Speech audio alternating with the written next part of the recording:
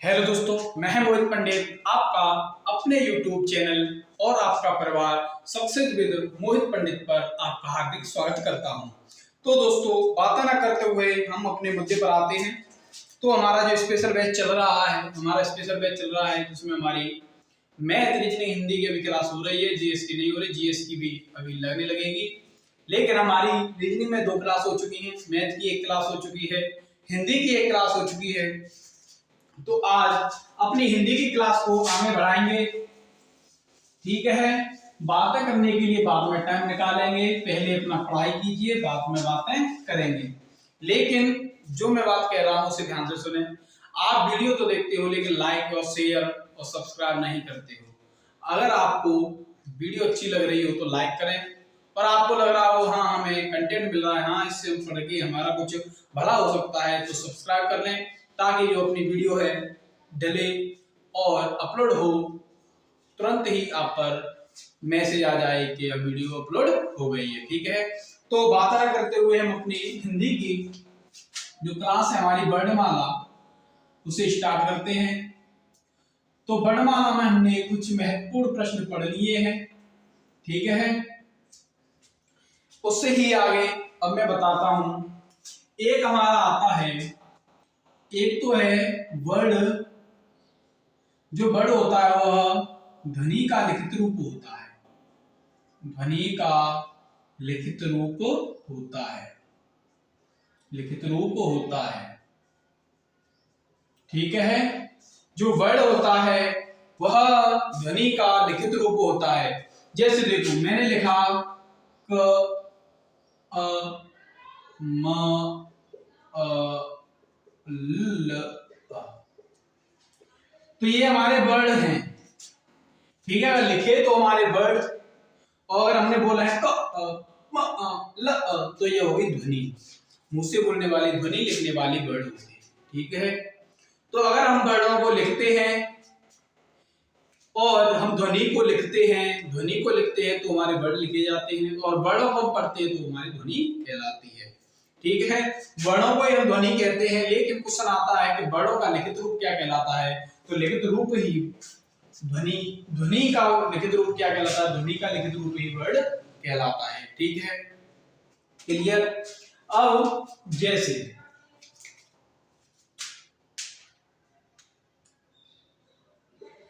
एक पूछा जाता है सबसे ज्यादा कि अक्षरों का मेल क्या कहलाता है, सॉरी वर्णों का मेल, वर्णों का मेल क्या होता है। तो दोस्तों वर्णों का मेल हमारा, वर्णों का मेल अक्षर होता है। ठीक है, क्या होता है, अक्षर होता है। ठीक है, और आगे वाला पॉइंट है अक्षरों का मेल क्या कहलाता है। अक्षरों का मेल क्या कहलाता है, तो अक्षरों का मेल हमारा शब्द कहलाता है। और अगर यहां पर हम शब्दों का मेल कह दें, शब्दों का मेल क्या कहलाता है, शब्दों का मेल हमारा वाक्य कहलाता है। बीच में भी पदबंध आदि अक्षर आते हैं, लेकिन हमें अपने एग्जाम के नजरिए से देखना है कि हमारे लिए क्या इंपॉर्टेंट है। ठीक है, अगर आपको मास्टर ही बनना है तो आप बाद में भी पढ़ सकते हो। ठीक है, लेकिन अभी आपको जॉब लेनी है यूपी पुलिस में, एसएससी जीडी में, या अन्य परीक्षाओं में जिसमें हिंदी आती हो। ठीक है, तो वर्णों का मेल क्या कहलाता है, अक्षर कहलाता है। क्या कहलाता है, अक्षर। और अक्षरों का मेल शब्द, और शब्दों का मेल वाक्य कहलाता है। ठीक है, क्लियर है। तो एक पॉइंट यहां पर बनता है कि भाषा की सबसे छोटी इकाई कौन सी है। तो भाषा की सबसे छोटी इकाई हमारी, भाषा की सबसे छोटी इकाई हमारी वर्ड ही होती है। वर्ड, भाषा की सबसे छोटी इकाई वर्ड होती है। यही है वर्ड, इकाई वर्ड है। ठीक है, और बड़ी इकाई या पूर्ण इकाई, बड़ी या पूर्ण इकाई वाक्य होती है। इतना ध्यान में रखो। ठीक है। अगर आपको अब यहां से पूछ लिया जाए कि भाषा की सबसे छोटी या सबसे छोटी को कहते हैं लघुत्तम, लघुत्तम इकाई, तो भी हम वर्ड को ही चेक करेंगे, और भाषा की पूर्ण या सबसे बड़ी इकाई तो हम वाक्य को चेक करेंगे। ठीक है दोस्तों, इतने में ही आपके कितने क्वेश्चन आ गए हैं। आप किसी भी क्लास को किताब को लगा लेना, ये क्वेश्चन आपको मिलेंगे ही मिलेंगे। वर्ड का ध्वनि, वर्ड ध्वनि का लिखित रूप होता है। ठीक है, वर्ड को स्वनिम, लिपि चिन्ह, ध्वनिग्राम आदि नामों से जाना जाता है। ये हमने पहली क्लास में आपको बताया था। वर्णों का मेल अक्षर कहलाता है, अक्षरों का मेल शब्द कहलाता है, शब्दों का मेल वाक्य कहलाता है। ये आज आपने जान लिया। अब देखो, इतना पहले आप नोट कर लें या इसका स्क्रीनशॉट ले लें, ताकि मैं आपको आगे भी समझा सकूं। ठीक है, तो अब मैं आगे चलता हूं, इन्हीं तीनों को बताता हूं कि अक्षरों, वर्णों का मेल अक्षर कैसे कहलाता है, और अक्षरों का मेल शब्द कैसे कहलाता है, और शब्दों का मेल वाक्य कैसे कहलाता है। ठीक है, जैसे मैंने यहां पर लिखा, मैं पहले लिख रहा हूं अक्षर, वर्ड लिख रहा हूं। ठीक है, वर्ड, वर्णों का मेल क्या होता है? अक्षर, अक्षर से शब्द, और शब्द से वाक्य। ठीक है, तो देखो, मैंने वर्ड लिखे, मैंने लिखा र प्लस आ प्लस न प्लस अ। ठीक है, ये वर्ड है हमारे चार। ठीक है, अगर इनको हम अक्षरों में परिवर्तित करेंगे तो हमारा ये क्या हो जाएगा? राम प्लस ये हो जाएगा म। ठीक है, तो दो हमारे अक्षर बने। अगर इसे हम शब्द में परिवर्तित करें तो ये टोटल हो जाएगा राम। ठीक है, क्लियर? इसे वाक्य में परिवर्तित करें तो हो जाएगा राम घर जाता है, राम घर जाता है। ठीक है, समझ में आ गया? सबसे छोटी इकाई देखो, हमारा वर्ड कितने थे? ठीक है, वर्णों को का मेल क्या बना? अक्षर, अक्षर का मेल शब्द, शब्दों से मेल को वाक्य कहते हैं। क्लियर? समझ में आ रहा है? तो सबसे छोटी इकाई कौन सी है हमारी? ये अलग अलग है, देखो 1 2 3 4, चार वर्णों में हमारे दो अक्षर, दो अक्षर हमारा एक शब्द बनता है। ठीक है, तो सबसे छोटी इकाई वर्ड होती है। वर्णों के मेल को ही हम अक्षर कहते हैं, और अक्षरों के मेल को शब्द कहते हैं, और शब्दों से जो मिलकर बनता है उसे हम वाक्य कहते हैं। ठीक है दोस्तों, समझ में आ गया? ठीक है, समझ में आ रहा है या नहीं आ रहा है? समझ में आ रहा है तो लाइक करें, शेयर करें, और अगर पहली बार जुड़े हो इस चैनल पर तो सब्सक्राइब करना ना भूलें। ठीक है, तो फटाफट इसका स्क्रीनशॉट लो, फिर मैं आगे बताता हूं।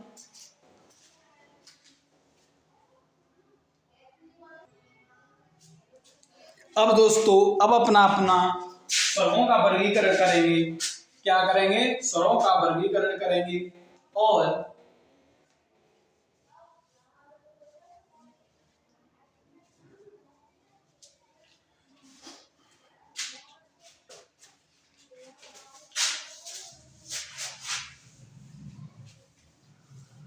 देखो दोस्तों, हमने उस दिन आपको बता दिया था हमारे वर्णमाला में कुल 52 वर्ण होते हैं, 33 व्यंजन, 11 स्वर होते हैं, 4 संयुक्त व्यंजन होते हैं, 4 अंतस्थ व्यंजन होते हैं, 2 द्विगुण या उपसर्ग या ताड़नजात व्यंजन होते हैं, योगवाह होते हैं। कौन से पंचम वर्गीय वर्गीय व्यंजन कहलाते हैं, और कौन से ऊष्म या संघर्षी व्यंजन कहलाते हैं। ठीक है, ये सब बताया था। लेकिन आज हम पहले स्वरों का वर्गीकरण करेंगे।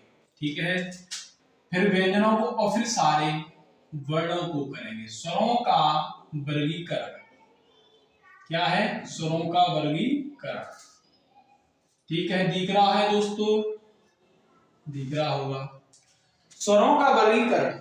ठीक है, तो सबसे पहला पॉइंट आता है हमारा उच्चारण के आधार पर। उच्चारण के आधार पर,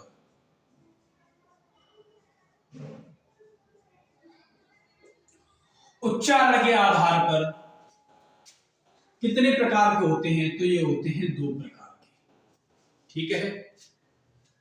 कौन कौन से होते हैं दोस्तों?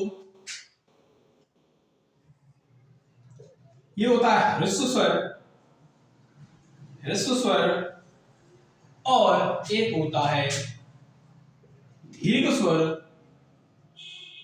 दीर्घ स्वर। ठीक है। ये दो तो हमारे हिंदी में होते हैं, लेकिन एक ही साथ साथ जोड़ देते हैं हम, ये होता है प्लुत, प्लुत स्वर। ये हमारे संस्कृत में आते हैं। ठीक है। अगर आपको पूछ लिया जाए उच्चारण के आधार पर स्वरों के कितने भेद हैं, तो हमारे दो ही चेक करेंगे। ठीक है। इसे भी मैं बताऊंगा इसका क्या रोल है, आपके अपने आप समझ में आ जाएगा। हाँ सर, इसका ये रोल है। ह्रस्व स्वर क्या है? जिसे बोलने में बहुत ही कम समय लगे, बहुत ही कम। ठीक है। जैसे इनमें आते हैं स्वर अ, ए, ओ, ऋ। ठीक है। ये 4 होते हैं। दीर्घ स्वर हमारे 7 होते हैं। आ, ई, उ, ए, ऐ और ओ, औ। ए, ऐ और ओ। ठीक है। ठीक है। तो देखो अ, ए, ओ, जैसे कितना कम समय लग रहा है। इनको बोलोगे आ, ई, उ, ए, ऐ, ओ, औ। तो इनमें ह्रस्व स्वरों से थोड़ा अधिक समय लगता है। ठीक है। क्वेश्चन में पूछा जाता है ह्रस्व स्वरों से थोड़ा अधिक समय किन स्वरों में लगता है, तो ये हमारे दीर्घ स्वरों में लगता है। सबसे ज्यादा समय किस में लगता है? सबसे ज्यादा समय प्लुत स्वर में लगता है। ठीक है। प्लुत स्वर में आपने रामायण वगैरह सब पढ़ी होंगी, नहीं पढ़ी हो तो पढ़ लेना। राम, ओ,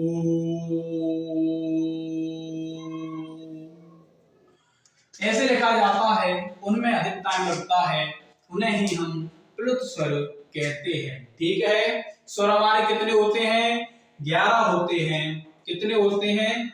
11 होते हैं। लेकिन अगर पूछ लिया जाए हिंदी में स्वरों की कितनी संख्या है, तो केवल हमारी 10 है। मान्य स्वरों की संख्या 10 ही है, क्योंकि इसमें हम रे को नहीं जोड़ते हैं। ठीक है। क्लियर है। अगर यहां पूछ लिया जाए संस्कृत में स्वर 13 होते हैं और हिंदी में स्वर 10 होते हैं। ठीक है। जैसे 11 लिखा है, लेकिन इनमें हमारे शुद्ध हिंदी में स्वर 10 ही होते हैं, क्योंकि रे को हम र प्लस ए पढ़ते हैं, तो यह हमारा रे है, जो हमारा व्यंजन में भी आ जाता है, इसलिए हम इसको नहीं पढ़ते हैं। लेकिन आपको केवल ये ध्यान रखना है, हमारे स्वर 11 होते हैं और व्यंजन 33 होते हैं। ह्रस्व स्वरों की संख्या 4 होती है। कौन कौन से होते हैं? अ, उर से। दीर्घ स्वर कौन से होते हैं? आ, ई, उ, ए, ऐ, ओ, औ। प्लुत स्वर राम, ओम। ये डिफाइन नहीं है, इसकी जगह कोई भी हो सकता है जो लंबा खींचे। ठीक है। क्लियर दोस्तों? तो फटाफट इसको नोट कर लें, फिर मैं आगे बताऊं कि आगे स्वरों की संख्या क्या होती है। ठीक है। तो देखो अगला हमारा है, यहीं से मैं करा दूं, अगला है हमारा मात्रा के आधार पर। मात्रा के आधार पर, तो मात्रा के आधार पर हमारे 3 होते हैं। ठीक है। कितने होते हैं? 3। ठीक है। कौन कौन से होते हैं ये देख लीजिए। ये होते हैं हमारे एक मात्रिक, अगला है हमारा द्विमात्रिक, और ये है हमारा त्रिमात्रिक। ठीक है। दिख रहा है दोस्तों? मैं चेक कर लूं आपको ये दिख रहा है या नहीं दिख रहा है। अच्छे से दिख रहा है, समझ में आ रहा है, तो फटाफट वीडियो को शेयर करो ताकि और भी बच्चे जुड़ सकें। ठीक है। दिख रहा है अच्छे से? तो देखो मैं कराने को इसे यही करा देता, लेकिन मैं अलग अलग समझाऊंगा। उच्चारण के आधार पर ये होते हैं, मात्रा के आधार पर भी। जो देखो जो हमारे ह्रस्व स्वर होते हैं वही हमारे एक मात्रिक स्वर होते हैं, जिनमें कम टाइम लगता है और एक मात्रा होती है, ठीक है, जिसमें एक ही मात्रा होती है अ ए उ रे। ठीक है, क्लियर दोस्तों, क्लियर। ये भी हमारे चार होते हैं और सात ये होते हैं आ ई उ ए ऐ और आओ। ठीक है दोस्तों, समझ में आ रहा होगा। और जो हमारे प्लुत स्वर होते हैं वही हमारे त्रिमात्रिक स्वर होते हैं। ठीक है, क्लियर, समझ में आ रहा हो तो बताइए हाँ सर समझ में आ रहा है। देखो एक मात्रिक क्यों होते हैं अ ए ओ रे, इनमें केवल एक ही मात्रा है, और ये दो मात्रिक क्यों होते हैं ये देखो, समझना। मैं ऊपर का मिटा रहा हूं, ठीक है, ऊपर का साफ करता हूं तब मैं बताता हूं कैसे क्या होता है। ठीक है, साथ ही साथ नोट करते चले दोस्तों ताकि आपको बाद में दिक्कत ना हो। जो आ है हमारा, ई है, ऊ है, ठीक है, आ ई उ, और इधर है ए ऐ ओ औ। ठीक है, इन्हें दो मात्रिक क्यों कहते हैं तो देखो, इनमें इसके अलावा ये किससे मिलकर बनी है, ये खुद से ही मिलकर बनी है, लेकिन ये अ प्लस अ, ये ई प्लस ई, और ये ओ प्लस ओ। ठीक है, क्लियर है। ठीक है, अब ये देखो ये किससे मिलकर बनी है अ प्लस ए, और ये अ प्लस ए, यह अ प्लस उ, और ये अ प्लस उ। ठीक है, तो ये अ से मिलकर बने हुए हैं। ठीक है, कहीं गड़बड़ तो नहीं हो गया। ठीक है, तो देखो जो समान स्वरों से मिलकर बने हैं ये अलग अलग स्वरों से मिलकर बने हैं। जो अलग अलग स्वरों या व्यंजनों से मिलकर उन्हें बने होते हैं उन्हें हम संयुक्त वर्ण कहते हैं। ठीक है, तो इनमें कोई व्यंजन नहीं है, सभी स्वर हैं, तो इनको चारों को हम संयुक्त स्वर कहते हैं। इन चारों को हम संयुक्त स्वर कहते हैं।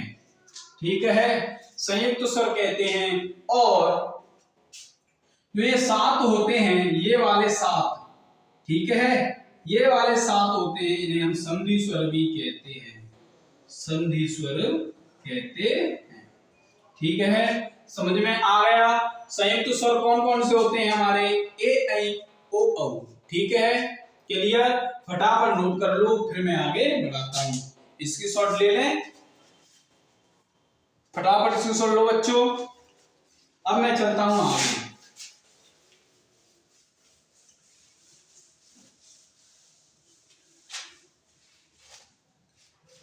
अगर बाई चांस दोस्तों कुछ गलती होती है तो मैं भी इंसान हूं, हो जाती है। ठीक है, अगर कुछ गड़बड़ी होती है तो मैं खुद ही देख लूंगा, और वरना आप भी कमेंट में ध्यान लगा दिया करो कि सर तुमने ये गलती कर दी है।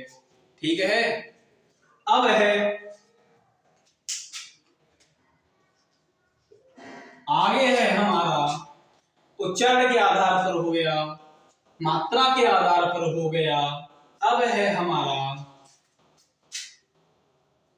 जिह्वा के आधार पर, जिह्वा के आधार पर। ये दोस्तों स्वरों का वर्गीकरण ही चल रहा है। ठीक है, जिह्वा के आधार पर तीन प्रकार के होते हैं। ठीक है, कौन कौन से होते हैं, ये होता है अग्रस्वर, अग्रस्वर, एक होता है मध्य स्वर, मध्य स्वर, और होता है हमारा पश्च स्वर, पश्च स्वर। ठीक है, तो देखो मध्य स्वर, सबसे पहले मध्य देखते हैं जो बीच में बोला जाता है, तो सिंगल है हमारा अ। जो अ है वो हमारा मध्य स्वर कहलाता है। ठीक है, अग्र स्वर जो जिह्वा के अग्रभाग से बोले जाते हैं जैसे इ ई ए ऐ, इ ई ए ऐ, इ ई ए ऐ। ठीक है, तो इ ई ए ऐ ये होते हैं हमारे अर्ध स्वर। ठीक है, और पश्च स्वर में आता है हमारा आ, उ, ओ, औ। ठीक है दोस्तों, और इसमें ही हमारा आ जाता है रे। तो दोस्तों हमारे अर्ध स्वर होते हैं 5, मध्य स्वर होता है 1 और पश्च स्वर भी होते हैं 5। लेकिन दोस्तों इसमें हमारा एक आगत स्वर होता है जिसे हम डॉक्टर वाला मानते हैं आगत स्वर। आगत स्वर तो यह भी जुड़ जाता है, तो इसमें 1 जुड़कर 6 हो जाते हैं। ये अमान्य स्वर है दोस्तों। ठीक है, केवल पूछा जाएगा जैसे निम्न में पश्च स्वर कौन सा है, निम्न में पश्च स्वर कौन सा है, निम्न में पश्च स्वर कौन सा है, तो आप इसे टिक करते हो। ठीक है, ऐसा है आंसर हमारा। ठीक है, तो समझ में आ रहा हो तो फटाफट लाइक करो वीडियो को, ताकि ज्यादा से ज्यादा लोग जुड़ सकें। ठीक है, अब है हमारा कि मध्य स्वर को हम इस आ है, इसे हम मध्य स्वर भी कहते हैं और इसे शहीद वर्ण भी कहते हैं, शहीद वर्ण या शहीद स्वर। इसे हम केंद्रीय स्वर भी कहते हैं, केंद्रीय स्वर भी कहते हैं। हम इसे वर्णमाला की नगर पालिका भी कहते हैं, हम इसे वर्णमाला की नगर पालिका भी कहते हैं। हम इसे उदासीन वर्ण भी कहते हैं, हम इसे उदासीन वर्ण भी कहते हैं। ठीक है, शहीद, केंद्रीय स्वर, वर्णमाला की नगर पालिका और उदासीन वर्ण और मध्य स्वर भी हम इसे कहते हैं। ठीक है, ये देखो कितने नाम ले बैठा है। क्लियर है दोस्तों, फटाफट स्क्रीनशॉट ले लो, फिर हमें चलते हैं आगे। ठीक है, समझ में आ रहा है या नहीं आ रहा है, कमेंट बॉक्स में आप कमेंट बता के हमें बता सकते हैं हाँ सर समझ में आ रहा है। ठीक है, अब है हमारा आगे का मुख के आधार पर, मुख के आधार पर।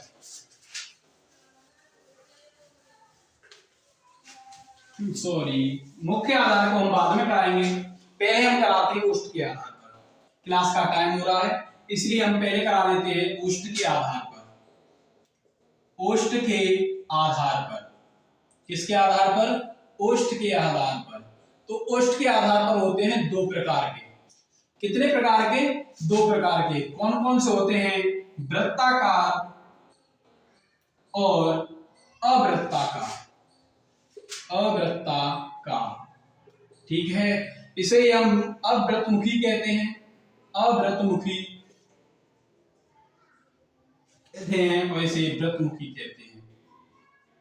ठीक है, बाद में सबको अच्छी तरह से बताएंगे किस किस के क्या नाम है। लास्ट क्लास में इंपोर्टेंट फैक्टों की रखेंगे। पहले हम जो आपका सिलेबस है उसे पूरा कराते हैं, उसके बाद क्वेश्चनों की भी प्रैक्टिस करेंगे। तो देखो, जिसमें ओष्ठ हमारे गोल हो जाए बोलने में, वह हमारा वृत्ताकार होते हैं। जैसे उ उ ओ औ, उ उ ओ औ, उ ओ औ, ओ औ। ठीक है, इसमें वृत्ताकार हो रहा है उ उ ओ औ। अवृत्ताकार अ आ इ ई ए ऐ। ठीक है, ठीक है, ठीक है। लेकिन नोट्स में लिख लीजिए, यहाँ पर नोट्स में लिख लो, जो हमारा रे होता है, ऋषि वाला रे होता है, यह हमारा अवृत्ताकार, अर्धवृत्ताकार होता है, अर्धवृत्ताकार होता है। ठीक है,